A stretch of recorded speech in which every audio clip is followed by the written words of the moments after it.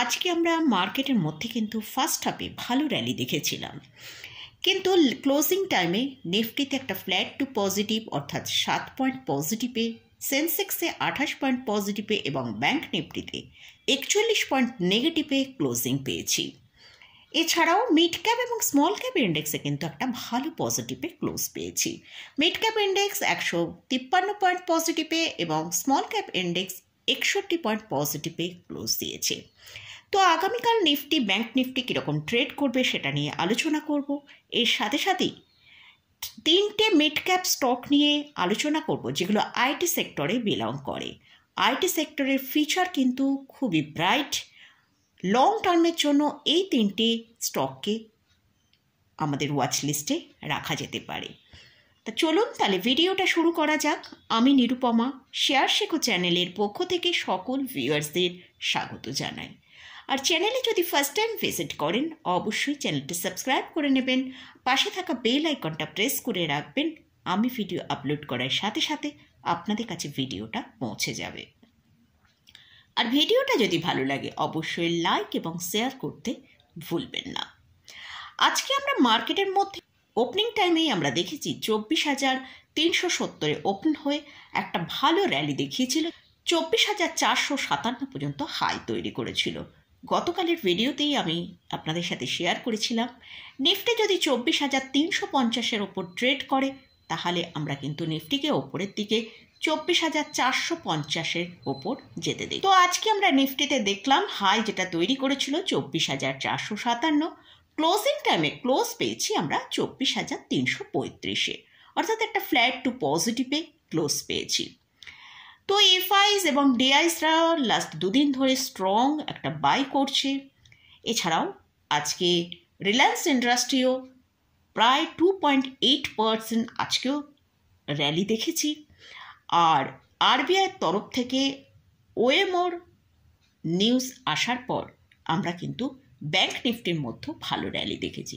তো মোটামুটি আজকে মার্কেটের মধ্যে এই 3টে নিউজ কিন্তু ছিল, তারই পরিপ্রেক্ষিতে মার্কেটে আমরা কিন্তু ভালো র্যালি দেখতে পেয়েছি। তো আগামীকাল নিফটি কীরকম ট্রেড করবে সেটা নিয়ে আলোচনা করব।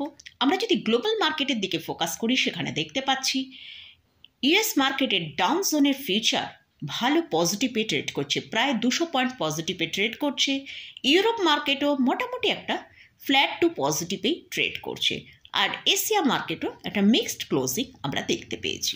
আগামীকাল নিফটি যদি 24,360-এর ওপর ট্রেড করে এবং সাস্টেন করে তাহলে ওপরের দিকে আমরা নিফটিকে 24,450 থেকে 24,500 পর্যন্ত একটা আপসাইড মুভ দেখতে পেতে পারি।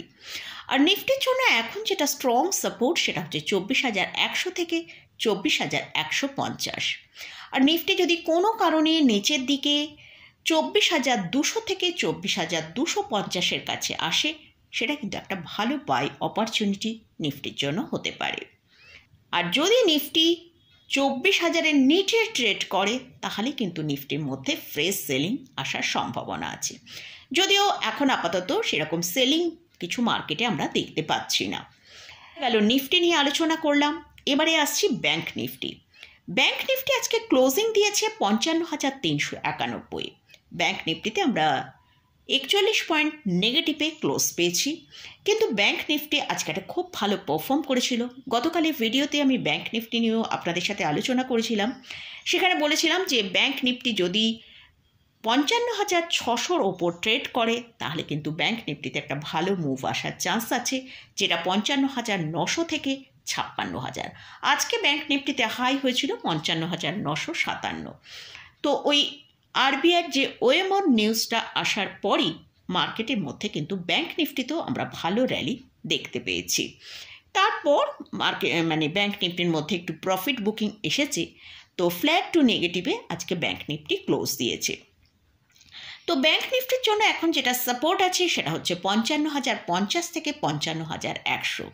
আর যদি ব্যাংক নিফটি কোনো কারণে 55,150 থেকে 55,250 এই জায়গাটায় আসে এটা কিন্তু একটা ভালো বাই অপরচুনিটি হতে পারে। অবশ্যই এর জন্য আমাদের সাপোর্টটা মেনটেন করতে পারছি কিনা সেটা দেখতে হবে। তাহলে ওপরের দিকে আমরা ব্যাংক নিফটিকে আবার 55,800 থেকে 55,900 কাছে যেতে দেখতে পারি। তো এটা গেল নিফটি এবং ব্যাংক নিফটি নিয়ে আলোচনা করলাম। তো যেহেতু আজকে আমি আইটি স্টক লং টার্মের জন্য মিড ক্যাপ আইটি স্টক নিয়ে আলোচনা করব, তার আগে আমরা একবার আইটি সেক্টর সম্পর্কে একটু আলোচনা করে নিই। আইটি সেক্টরে আজকে একটা ভালো পজিটিভ ক্লোজ হয়েছে। 35,800 কাছাকাছি আমরা ক্লোজিং পেয়েছি। সেক্টর তার লোয়ার লেভেল থেকে 31,300 থেকে প্রায় 15% অলরেডি র্যালি দেখিয়েছে। তো শর্ট টার্মে আইটি সেক্টরের মধ্যে আমরা 37,700 থেকে 38,000 পর্যন্ত একটা র্যালি দেখতে পারি। কিন্তু লং টার্মের জন্যই কিন্তু আজকের ভিডিওর স্টকগুলো নিয়ে আলোচনা করব। তো লং টার্মে আইটি ইন্ডেক্স কত দূর যেতে পারে? মোটামুটি আমরা দেখেছি 46,000 পর্যন্ত অলরেডি মুভ করতে দেখেছিলাম। তো আইটি ইন্ডেক্স কিন্তু একটা ভালো পারফর্ম আগামী দিনে করতে পারে লং টার্মে, অর্থাৎ 2 থেকে 3 বছর 4 বছরের মাথায় কিন্তু আমরা আইটি ইন্ডেক্সকে 50,000 পার করতে দেখতে পারি। তাই যদি আইটি ইন্ডেক্সকে আপনার ওয়াচে বা আপনার চয়েস লিস্টে থাকে, তাহলে আইটি ইন্ডেক্সের মিড ক্যাপ স্টককে যদি আপনি আপনার চয়েস লিস্টে রাখেন, তাহলে কিন্তু আজকের ভিডিওয়ে সেরকমই 3টে স্টক নিয়ে ডিসকাস করব। ফার্স্ট যে স্টকটা নিয়ে আলোচনা করছি সেটা হচ্ছে টাটা এলএক্সি। এই স্টকের কারেন্ট প্রাইস চলছে 5,778 টাকা। এটা আইটি সফটওয়্যার সেক্টরে বিলং করে। এই company global design and technology service provider company. এটা টাটা গ্রুপের কোম্পানি।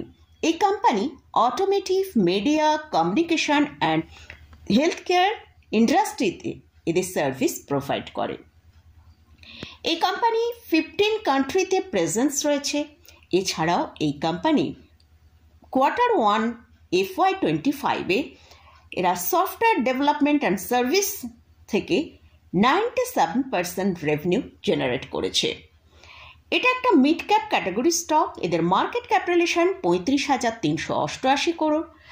এদের 52 উইক হাই হচ্ছে 9,083 টাকা, লো হচ্ছে 4,601 টাকা। কারেন্ট পি চলছে 45.1 কাছে। মিডিয়ান পি যদি দেখি সেটা 59.4, অর্থাৎ মিডিয়ান পি এর থেকে এখন কিন্তু কারেন্ট পি অনেকটা নিচের দিকে আছে। তাই কিন্তু স্টকটা এখন অনেকটা সস্তায় আমরা পাচ্ছি। ROE হচ্ছে 29.3%, ROC হচ্ছে 36.2%। এটা একটা অলমোস্ট ডেট ফ্রি কোম্পানি। এই কোম্পানি কিন্তু হেলদি ডিভিডেন্ড পে করে। এদের ডিভিডেন্ড ইল্ড হচ্ছে 1.24%। এই কোম্পানিতে Q4-এর রেজাল্ট এসে গেছে, কিন্তু সেই Q4-এর রেজাল্ট মানে একটা ফ্ল্যাট রেজাল্ট এসছে এবং নেট প্রফিটের মধ্যে খুব ভালো ডিক্লাইন এসছে বলেই কিন্তু স্টকটার প্রাইসের মধ্যে এতটা ডিক্লাইন আমরা দেখতে পেয়েছি। এই কোম্পানির রিজার্ভ খুব ভালো রয়েছে। রিজার্ভের মধ্যে আমরা ভালো গ্রোথ দেখতে পাচ্ছি। আমরা যদি রিজার্ভ দেখি 2022-এ ছিল 1,539 করোড়, সেটাই মার্চ 2025-এ হয়েছে 2,799 করোড়। এছাড়াও ক্যাশ ফ্লো আমরা দেখছি মার্চ 2025-এ একটা পজিটিভ ক্যাশ ফ্লো দেখিয়েছে, যেটা 5 করোড়। এই কোম্পানিতে শেয়ার হোল্ডিং প্যাটার্ন যদি দেখি, প্রোমোটারের হোল্ডিং আছে 43.9%, এফআইসের হোল্ডিং আছে 12.73%, ডিআইসের আছে 8.54% এবং পাবলিকের কাছে আছে 34.82%। এবারে আমরা যদি স্টকের চার্টটা একবার দেখি, সেখানে আমরা দেখতে পাচ্ছি এই স্টকটা তার সর্বোচ্চ যে হাই তৈরি করেছিল 2022-এ প্রায় 10,000-এর কাছে, সেখান থেকে স্টকটা কিন্তু এখন 54% নিচে ট্রেড করছে। এই স্টক ফান্ডামেন্টালি খুবই স্ট্রং একটা কোম্পানি এবং এই স্টকটা টাটা গ্রুপের কোম্পানি। তাই এই স্টকটাকে কিন্তু আমরা যদি পোর্টফোলিও আইটি সেক্টরের মিড ক্যাপ ক্যাটাগরি স্টককে অ্যাড করতে চাই, তাহলে অবশ্যই এই স্টকটাকে আমাদের ফোকাসে রাখতে পারি। নেক্সট যে স্টকটা নিয়ে আলোচনা করছি সেটা হচ্ছে L&T টেকনোলজি। এই স্টকের কারেন্ট প্রাইস চলছে 4,204 টাকা। এটাও একটা আইটি সেক্টরে বিলং করে। এই company engineering, research and development and digital solution service provider company. এরা প্রোভাইড করে transportation, medical device, industrial product, telecom and hitech plant engineering এরিয়ায় এদের এই সার্ভিস প্রোভাইড করে। এটাও একটা মিড ক্যাপ স্টক। এদের market capitalisation 44,491 crore. 52-week high and low যদি দেখি, 52-week হাই হচ্ছে 6,000 টাকা, 52-week লো হচ্ছে 3,855 টাকা। কারেন্ট পি চলছে 35.1 এর কাছে। এই স্টকের আরওসি হচ্ছে 28.3%, আরওই হচ্ছে 22.2%। এই কোম্পানিও হেলদি ডিভিডেন্ড প্রোভাইড করে। এই কোম্পানির Q4 রেজাল্ট এসেছে, কিন্তু নেট প্রফিটের মধ্যে আমরা ভালো ডিক্লাইন দেখতে পাচ্ছি, সেটা ইয়ার অন ইয়ার বেসিস এবং কোয়ার্টার অন কোয়ার্টার বেসিস। এই কোম্পানিতে ভালো ডেপ্ট রয়েছে, যে ডেপ্টটা হচ্ছে 0.10 মতন একটা ডেপ্ট রয়েছে। কোম্পানির ক্যাশ ফ্লো কিন্তু পজিটিভে ট্রেড করছে, যেটা মার্চ 2025-এ দেখিয়েছে 254 করোড়। এই কোম্পানির শেয়ার হোল্ডিং প্যাটার্নে যদি আমরা দেখি, প্রোমোটারের হোল্ডিং আছে 73.66%, এফআইসদের আছে 5.18%, ডিআইসদের আছে 13.67% এবং পাবলিকের আছে 7.47%। তো এই স্টকের হায়ার লেভেল থেকে আমরা অলরেডি কিন্তু 50%-এর মতন কারেকশন দেখেছি। এটা এল&টি গ্রুপের স্টক, আর এই স্টকেরও ফান্ডামেন্টাল কিন্তু খুবই স্ট্রং। তো আমরা যদি এরকম মিড ক্যাপ স্টকের দিকে আমাদের ফোকাস আইটি সেক্টরে মিড ক্যাপ স্টকেরকে আমাদের পোর্টফোলিও অ্যাড করতে চাই, তাহলে এই স্টকটাও কিন্তু আমাদের ওয়াচ লিস্টে রাখতে পারি। লাস্ট যে স্টকটা নিয়ে আলোচনা করছি সেটা হচ্ছে এলটিআই মাইন্ডট্রি। এই স্টকের কারেন্ট প্রাইস চলছে 4,602 টাকা। এই স্টকটা এটাও আইটি সফটওয়্যার সেক্টরে বিলং করে। এই company global technology consulting and digital solution service provider company. এটা একটা লার্জ ক্যাপ ক্যাটাগরি স্টক। এদের market capitalisation 1,36,388 crore. 52-week high হচ্ছে 6,768, 52-week লো হচ্ছে 3,802। এদের কারেন্ট পি চলছে 29.6। এই কোম্পানিও ভালো ডিভিডেন্ড পে করে। আরওসি হচ্ছে 27.6%, আরওই হচ্ছে 21.5%। কোম্পানিতেও কিন্তু কিছুটা ডেপ্ট রয়েছে। আর এদের রিজার্ভ খুব ভালো রয়েছে। মার্চ 2025-এ যদি দেখি 22,669 করোড় এদের রিজার্ভ রয়েছে। ক্যাশ ফ্লো পজিটিভে ট্রেড করছে, যেটা মার্চ 2025-এ দেখিয়েছে 233 করোড়। এই কোম্পানির শেয়ার হোল্ডিং প্যাটার্ন যদি দেখি, সেখানে প্রোমোটারের হোল্ডিং আছে 68.57%, এফআইসদের 7%-এর মতন হোল্ডিং আছে, আর ডিআইসদের আছে 15.51%। এই স্টকের যদি আমরা চার্ট দেখি, সেখানে আমরা দেখতে পাচ্ছি হায়ার লেভেল থেকে অলরেডি 42% ডিক্লাইন দেখিয়েছে। রিসেন্ট এই ডিক্লাইনটা এসেছিল। তো স্টকটা মোটামুটি সেখান থেকে একটু আপসাইড দেখিয়েছে, এখন 4,600 টাকার কাছাকাছি ট্রেড করছে। তো এই কোম্পানির ফান্ডামেন্টাল যথেষ্ট স্ট্রং। লং টার্ম পোর্টফোলিও এই স্টককে অ্যাড করা যেতে পারে, যদি আপনি মিড ক্যাপ আইটি স্টককে আপনার পোর্টফোলিও অ্যাড করতে চান। তার জন্য কিন্তু এই স্টককে আপনার ওয়াচ লিস্টে রাখতে পারেন। তবে এই যে 3টে স্টক নিয়ে ডিসকাস করলাম, এই 3টে স্টকে কিন্তু অলরেডি বেশ ভালো একটা পারফর্ম করেছে। অবশ্যই এখান থেকে 1% কি 2% ডিক্লাইনে পাওয়া গেলে সেটা আরও বেটার হবে। তবে অবশ্যই প্রত্যেকটা স্টক কিন্তু আমি হয়তো শর্ট টার্মে একটা র্যালি এরা দেখাতে পারে, যেহেতু আইটি সেক্টরের মধ্যে আমি একটু আগেই ডিসকাস করলাম আইটি সেক্টর আরও বেশ কিছুটা মুভ আসতে পারে। তার জন্য এইসব স্টকগুলোর মধ্যে আমরা একটা মুভ দেখতে পারি।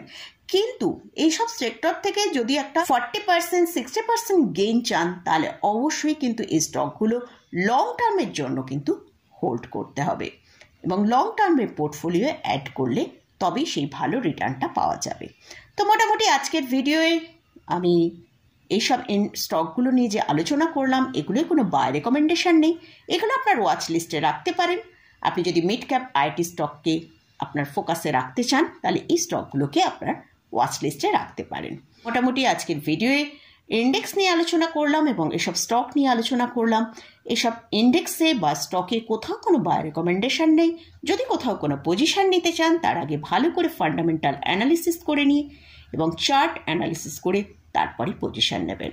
তো মোটামুটি আজকের মতন ভিডিওটা এখানেই শেষ করছি। ভিডিওটা যদি ভালো লাগে অবশ্যই লাইক করবেন, শেয়ার করবেন, সাবস্ক্রাইব করবেন। ধন্যবাদ।